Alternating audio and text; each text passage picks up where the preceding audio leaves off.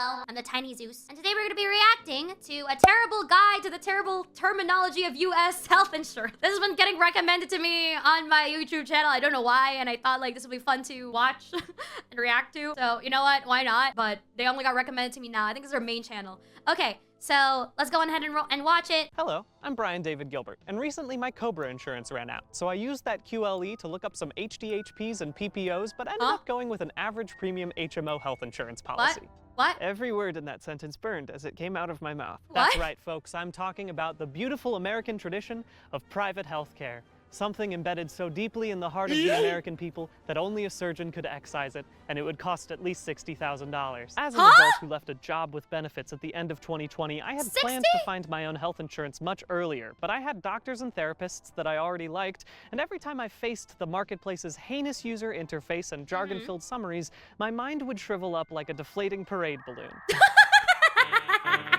So when I was forced to find a new health insurance provider in June of this year, I decided to learn everything there was to know about the FSAs and the HSAs and the chips and the dips and the 1, 2, 3, What? Oh, damn, that's jazz, baby. I do finally have new health insurance, although it What was are these a long words? and difficult road to get there. And although I am definitely not the best person to explain the intricacies of the marketplace, I've made this video to help ease you into the terminology in case you need to purchase health insurance and don't want to spend a year and a half doing what I did. Okay. Oh God, oh God. Sure, this video is a little different from the ones that I've made in the past, but I am nothing if not unpredictable. Don't put that in the screen. I'm unpredictable.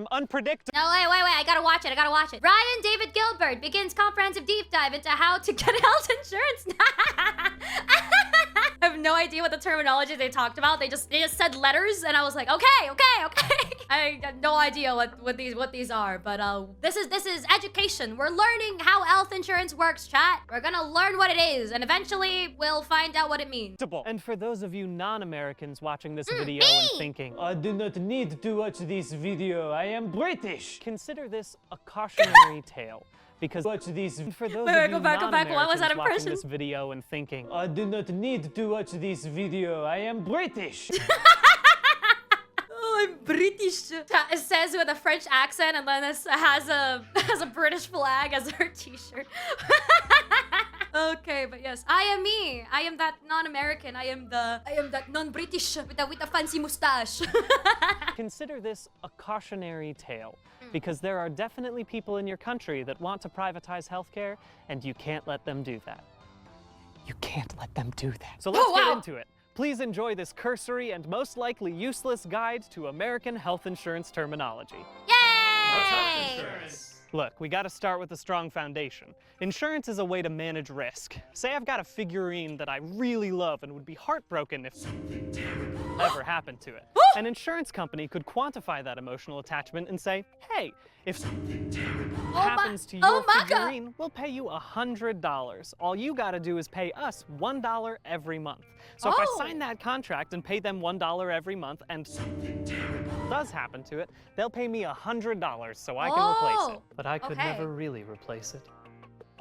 Health insurance is like that, but for your health. And considering your health is defined as the mental and physical condition of your body, then health insurance should pay for you to get better in the event of an illness or bone break or something terrible. You know, let's go ahead and get rid of the mental part of that. Oh. Can you make it specific parts of the... Oh. Throw an extremely on top of... Oh no! Here in the United States of America, scientists have researched for dozens of years in order to prove one inimitable truth. Your teeth and your eyes are not a part of your body. And although we have gotten closer to understanding what those little wet balls are doing inside your skull, 9 out of 10 dentists agree that your teeth should not be trusted. Technically, these are separate because dentistry and medicine are considered different fields, and so insurance companies view them differently. And vision insurance is different because it mostly covers eye exams and corrective lenses like glasses and contacts, and some people don't need them. And for those that do but can't afford it, they can just squint really hard. Works for me. I'm looking at the camera? I'm not? Okay.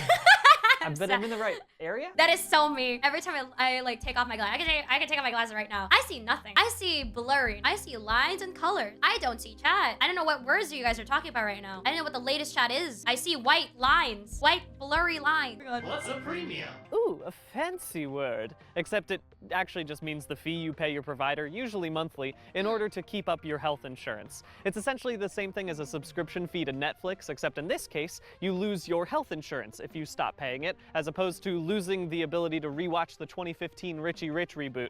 And both of those things are equally tragic. But the good news is that if you pay your premium every month, you've got health insurance. And once you've got health insurance, you are set. You never have to worry about paying for healthcare ever again. Yay! Right? Why are you laughing? Stop laughing. Why are you laughing when I stop? That's not the case! Ah! So you pay your premium every month. That's great. It allows you to carry around a little card that says you're insured, and you can go to the doctor and they'll give you a bill and you have to pay all of it until you've filled up your deductible.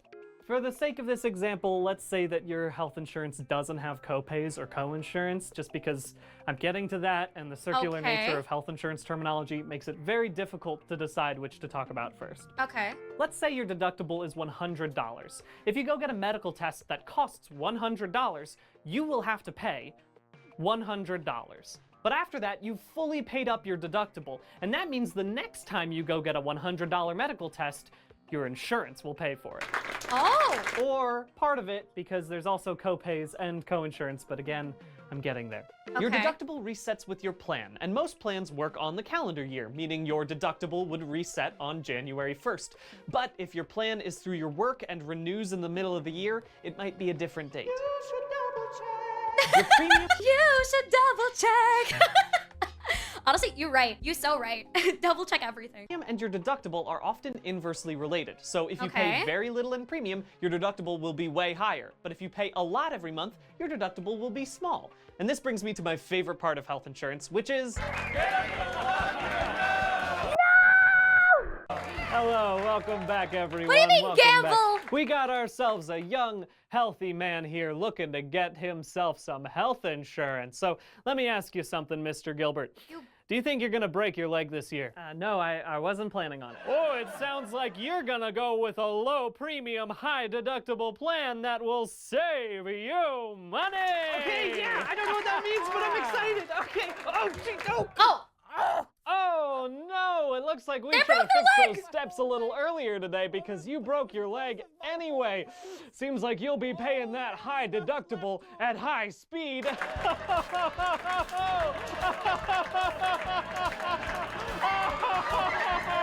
There are some health insurance plans that are literally called catastrophic health plans for this very reason. You usually have to be under 30 in order to get one, and although you pay very little in your monthly premium, the plan doesn't cover anything outside of 3 primary care visits a year. So sure, you save a lot of money on that monthly premium, but you better hope you don't get in an accident, or else it's gonna be a catastrophe. For real though, it is better than nothing. This health plan might not get you a lot of preventive care, but it could kick in during a catastrophic accident and keep you from going bankrupt. Or you might go a little bankrupt, but you won't go like Super Saiyan bankrupt. But on the other hand, you can also get no deductible health insurance, which has way higher premiums, but it allows you to skip ahead to the good part of health insurance, where you get to pay... What are copays and co-insurance? Oh, is it happening now? Oh. I thought I was on break. You guys gotta give me more of a heads up. Congratulations, you finally paid your deductible for this year. Or maybe not congrats, because it probably means you had a lot of unexpected health issues this year, so... What a shame. But hey, at least that means you're done paying for healthcare this year, right? Right?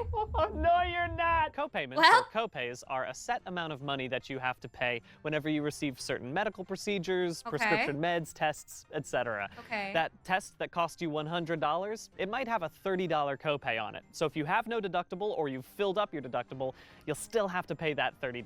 Really? And just to clarify, you can and probably will pay copays and co-insurance before you fill up your deductible. Say you're getting a standard annual checkup, that might have a $10 copay associated with it. So even if you haven't filled your deductible, you would just be paying $10. so that's kind of nice. And co-insurance? More like coin sure ain't gonna be in your pocket anymore because you're gonna be paying with it. I thought that was gonna be cleaner. Co-insurance Okay. is just another way of splitting the cost with your insurer, and it's better for you if the percentage is lower. A $100 test with a 20% co-insurance means you'll be paying $20. Occasionally, you'll see some things listed as 100% co-insurance, Huh? which is a dirty trick. That means you'll be paying 100% of the cost. Oh, God. That's not co-insurance, that's no insurance. But hey, how come I still have to pay things after I finish my deductible? And if I pay copays before my deductible is filled, does that count toward my deductible? And whatever happened to my body? Oh! They're gone. Oh, my God.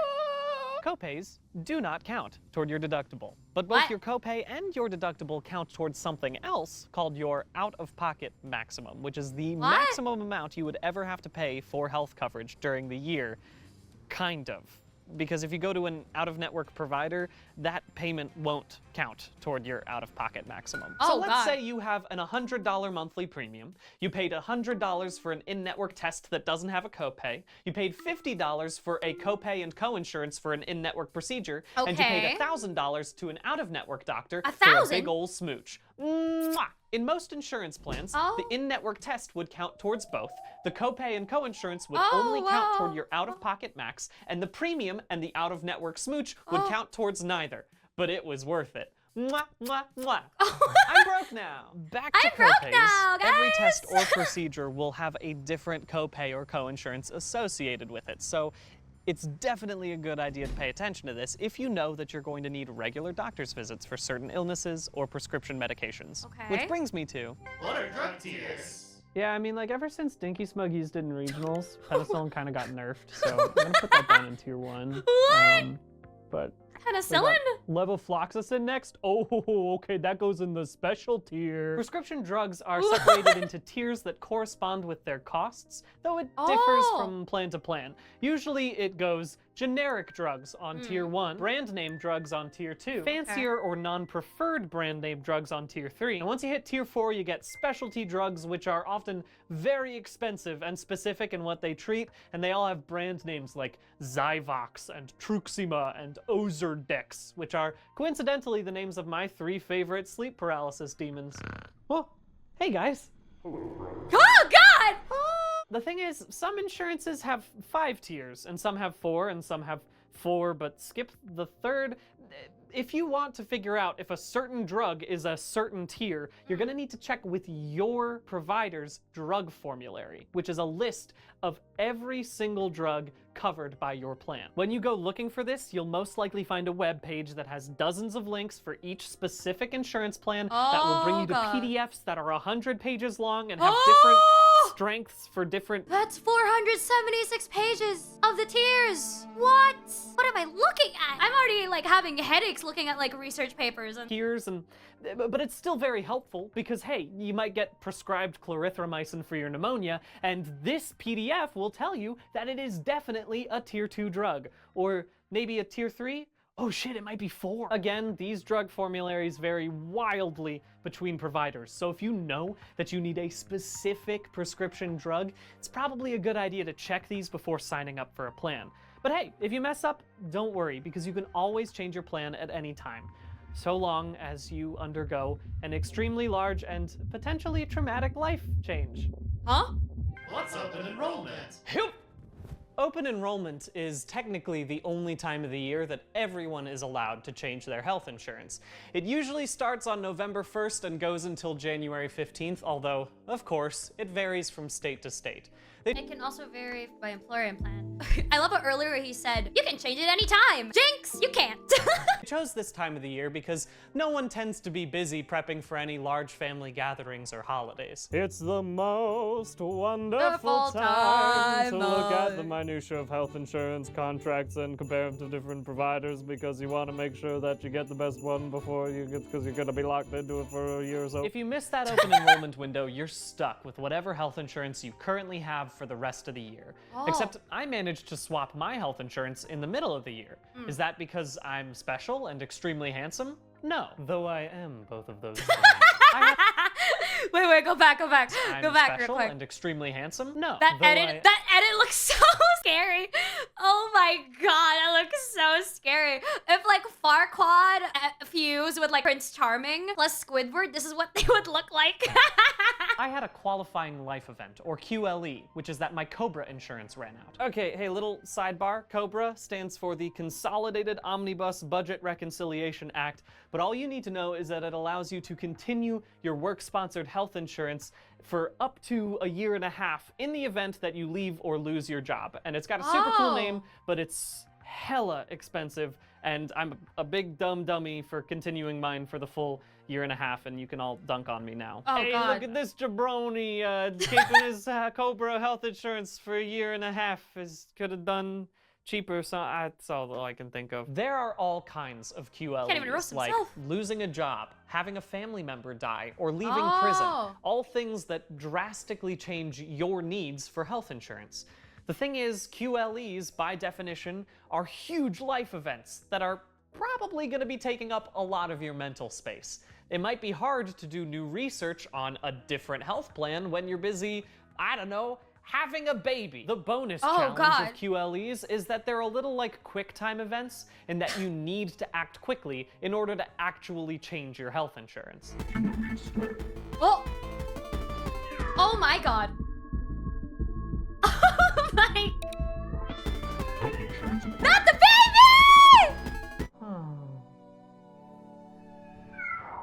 Oh god, the Was that child. a baby? This is called a special enrollment period, and it's usually 60 days before or after the QLE, depending on what it is. I knew my Cobra was running out, so I had 60 days before, but if it's a family member dying, it'll be 60 days after, because if you start looking for new health insurance before, that's hella suspicious. But it's also important to use these QLEs when you have them, especially for things like moving to a new zip code, which might not seem like that big of a deal, but it is, because of What's in-network versus out-of-network? most insurances have a list of providers that are considered in-network, which just means that they work with the insurance company, and the procedures you get Okay. with them will be covered, at least in part. Okay. Anyone who isn't in-network is, surprise, out of network and doesn't get coverage. Now, if this seems simple, that's because it is one of the easiest things to grasp about health insurance, or it was until I learned about multi-tier networks. This splits your in-network providers into different tiers with different co-pays and co-insurances. Technically, they are all still in-network, but now some are preferred and others aren't, which makes this diagram a little bit more blurry. Apparently, these plans are becoming more popular because, of course, the one clear thing about health insurance needed to be worse. The problem is that you have to be proactive in making sure that your doctors are in network. And sometimes moving to a new place will mean that your insurance doesn't have anyone in network around you. This can be especially troublesome in emergency situations where your first thought is rarely, I hope that they're bringing me to an in-network provider. Because you're usually thinking, oh my god, I'm on fire! According to a 2021 analysis, half of all emergency ambulance rides are out God, of that's a lot network, of meaning that words. even if you have an HMO plan, you'll be paying for all of that ambulance fee and none of it will count toward your out-of-pocket maximum. Hey! Oh. What's an HMO? And even if that ambulance ride is in-network and brings you to an in-network hospital, that hospital might have some out-of-network doctors, like anesthesiologists, or sometimes an Wait. So there's different tiers. You go to different hospitals that are on those specific tiers, but then you have chances that like they would be tier 2 doctors compared to it being tier 1. So you're not guaranteed to actually get the actual thing you're supposed to get because it's bullshit. It's a gamble. It's a gamble. Oh no, this is bad. ER doctor is a contractor and is out of network. And again, it's on you to make sure that you are being treated by someone okayed by your insurance, which can be difficult if you're in shock or unconscious or bleeding profusely. But that's why a lot of people on HMO plans will wake up to a bright new day and a big old bill. Hey, what is that? Hey, what is an HMO plan? I am getting there, okay? Hold your horses. I have to explain the basics before I get to the weird acronyms, all right?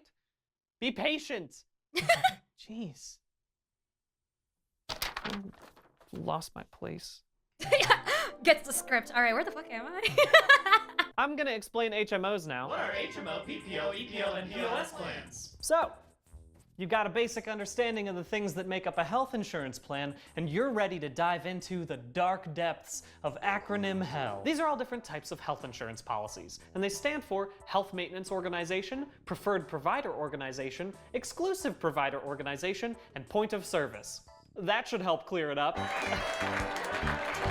Let's start with an HMO plan, because that's the one that I have. It's the most common individual marketplace plan. And its benefits are that you have a slightly lower premium, but the negatives are that you have to stay in-network, and that group of in-network providers might be pretty small. Also, if you need to go to a specialist, you have to be referred by your primary care physician. So if I gotta go to a special doctor for my special illness, I first have to go through my boring doctor. You don't have to say it like that. A PPO is Oh, boring doctor, because the other one's called special. That's so fucking. it's much more common for employer-based health insurance, meaning Oh. that your job will help pay for it as one of the benefits. As such, the premiums tend to be higher, but you get a lot more flexibility. The network of providers is usually bigger, and you can go out of network, although it'll still be more expensive. Of course it But is. hey, you don't need any referrals to go see a specialist. But I would refer you if you asked me. An EPO is pretty similar to an HMO in that you have a small network of providers and you can't go out of network. Okay. But you don't need to have your own primary care physician to refer you to specialists. So this one's mostly good if you hate your boring doctor. Okay. And a POS is kind of a combo of a PPO and an HMO. You need to have a primary care physician, but you can go out of network if your primary care physician refers you to them. What, no joke about me this time? Nope.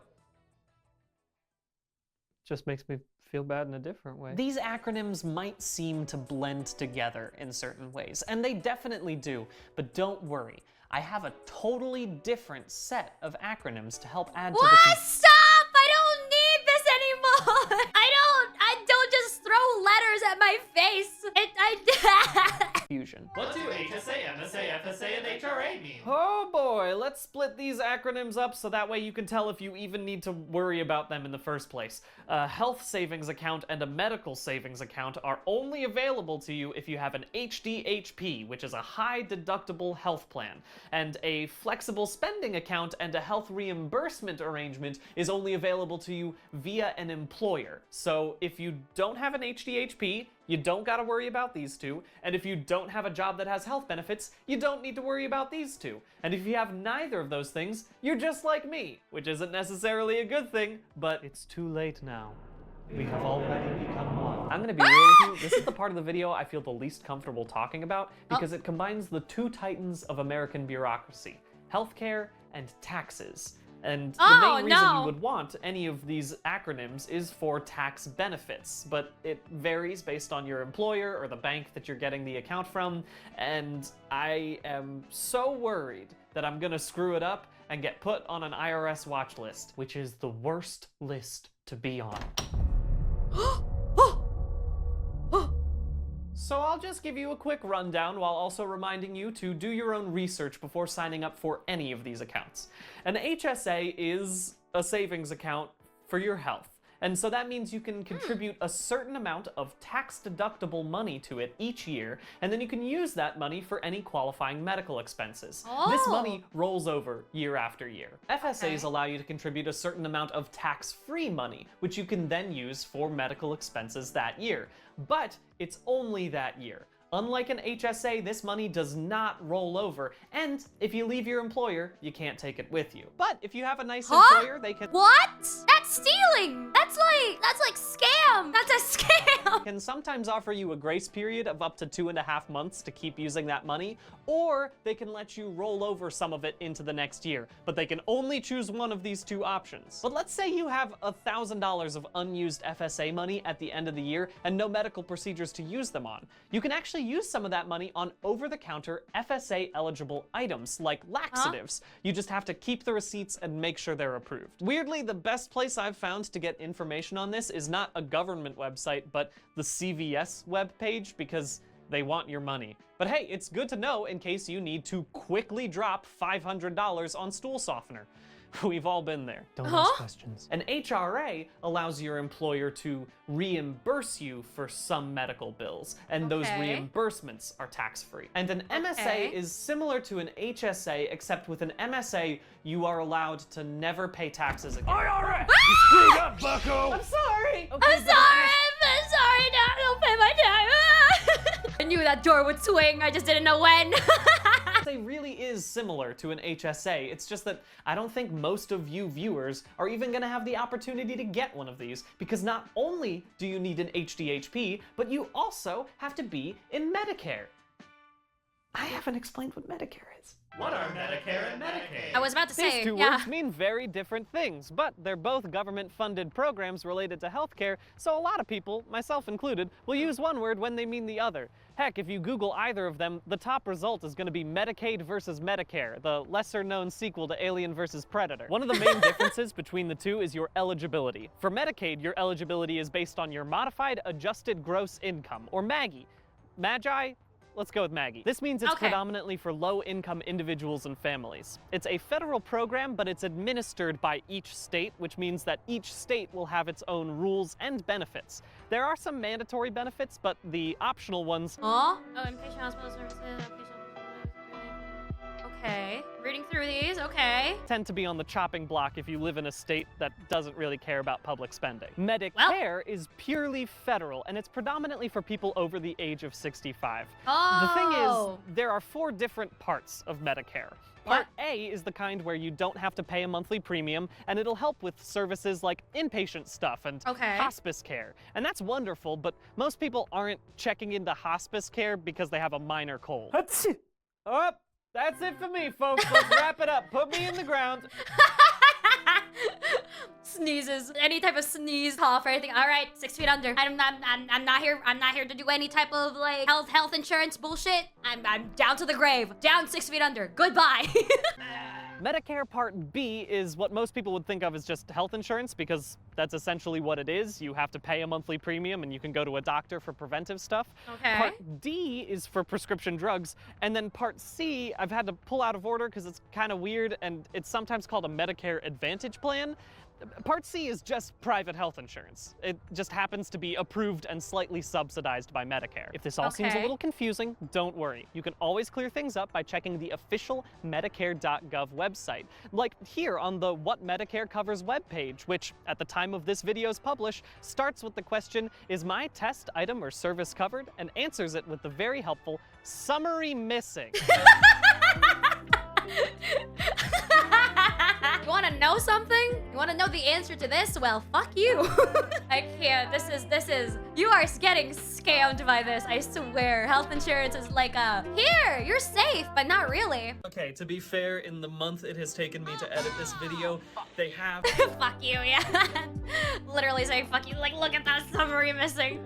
Oh my god. missing. Okay, to be fair, in the month it has taken me to edit this video, they have changed the Medicare.gov webpage. Now, instead of saying summary missing, it says nothing after. They just rubbed off everything. They was just like, you guys want an explanation? Yeah, nothing. You guys get nothing. Fuck off. You guys get nothing. After the link, you're just supposed to click the link, which is the more clear thing to do, and I'm sure it is fine, because if there's one thing I know about people over the age of 65, it's that they've never been confused by the internet. This issue with vague government websites can also be found with Medicaid. Since Medicaid is administered by each state, you might want to check your eligibility for, say, Nebraska by going to their website, where it'll tell you you might be eligible if you are over 65, Okay. under 18, or an adult from 19 to 64. What? What? 65, What? under What? 18, or an What? What? I thought it said. I thought it. What? I thought Medicare is the one that's for 65 or older. Why is Medicaid saying that you have to be 65 and older? adult from 19 to 64. Hey, Nebraska, that's everyone! This might be one reason why the Biden administration recently set up $49 million in grants, not for healthcare, but just to increase education about who is eligible for Medicaid. Currently, there are millions of children who are uninsured in America, but could be insured through Medicaid or the Children's Health Insurance Program, but the families just don't know that they're eligible. I wonder why. Oh my god, I wonder why they don't know that they're eligible for having to make sure that their child gets health care. I really wonder why.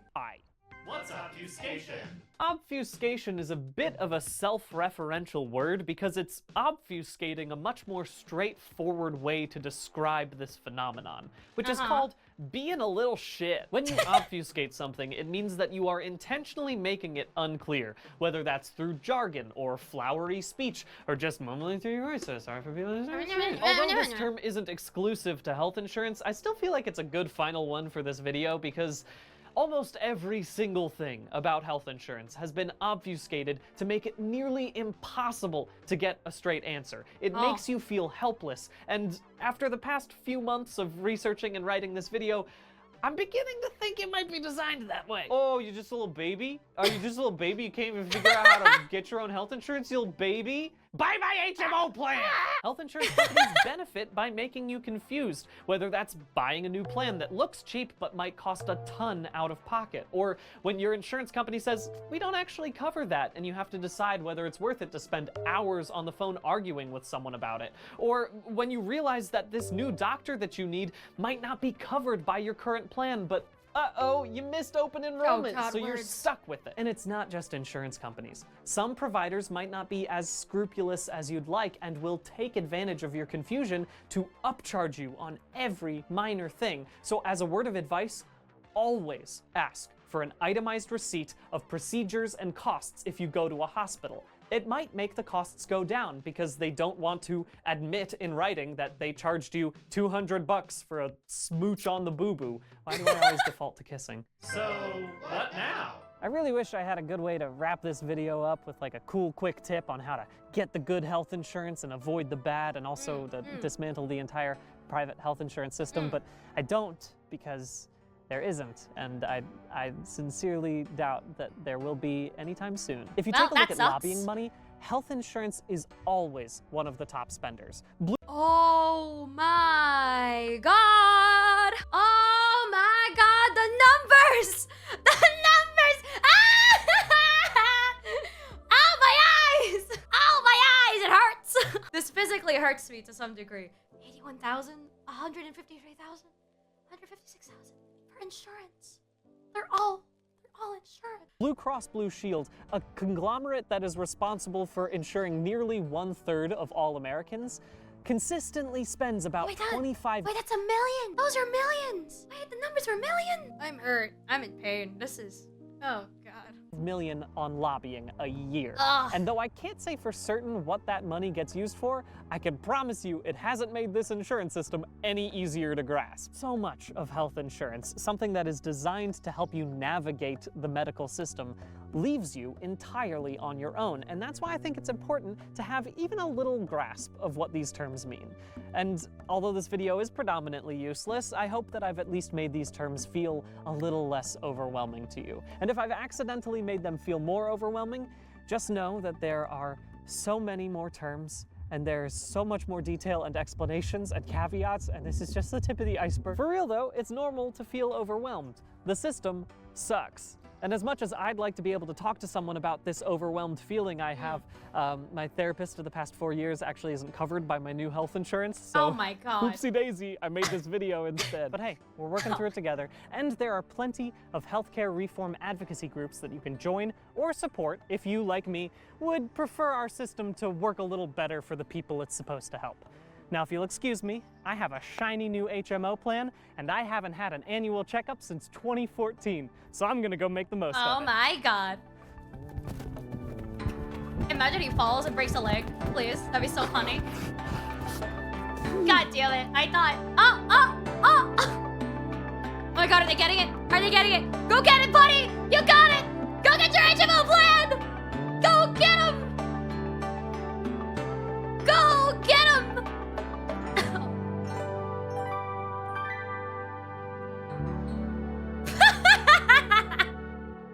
Ah, yes, your HMO plan is KFC. Made by Brian David Gilbert. Goddamn. That was painful to learn. Maybe this is the reason why I didn't want to learn anything in school. The moment they got to the terms and like the letters, I just decided no. So that all makes sense now, right? Nope, it does not. It will not continue to make sense to me. I get it, but at the same time, I don't. And I don't think I will remember it because I'm not American. So, yay! I forgot literally everything he just said. It's all good. You're just gonna have to rewind it all back the moment you do insurance. Ah, paid.